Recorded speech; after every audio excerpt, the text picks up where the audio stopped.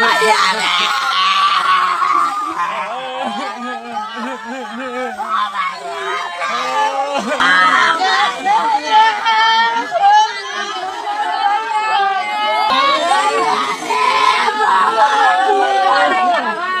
নিরহ মানুষ, আঙ্গুর কিছুই নাই, আমরা কিচ্ছু করতে পারবো না। গাছের সাথে লটকাইছে, লটকানির পরে ওরে আগুন দিছে। তাকে যখন বাইরে হালাইছে, তখন তার বাঁচার মতো পথ নাই।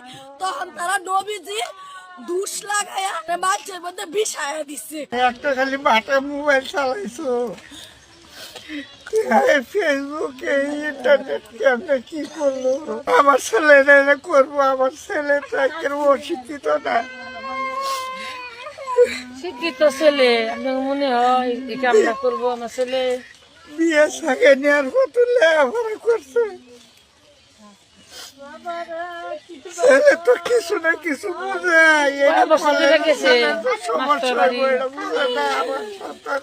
সে যে বকাবদ্ধ করতো সেকশনের মধ্যে, ওই বকাবদ্ধের কারণে তারে এই আক্রমণটা করছে। সব পাবলিক মিল্লা তারে কোম্পানির লোকের আক্রমণ করছে। করার পরে তখন সে অসহায়ের মতো খাড়া হয়ে আসিল, তারে সুযোগটাও দিছে না তারে কিছু বলার মতো।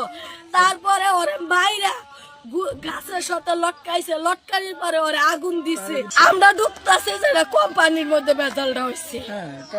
আমরা শুনছি, আমরা যা শুনছি যে হারা যদি অনেক জনগণ কইছে যে তারে যদি ভুল হয়েও থাকে, তারপরেও তারা একটা কিছু করতো বা চর দিত বা থাপড় দিত, দেওয়ার পরে পুলিশের কাছে দিত, দেওয়ার পরে পুলিশের আইনের মাধ্যমে তার বিচার করতো।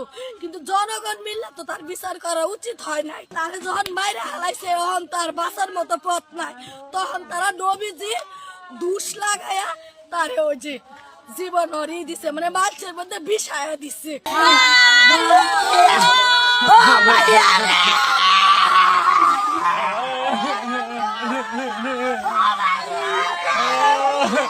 আমার সংসার ধরার মতো একটা ছেলে আছে, আমি এলাম অসুস্থ মানুষ।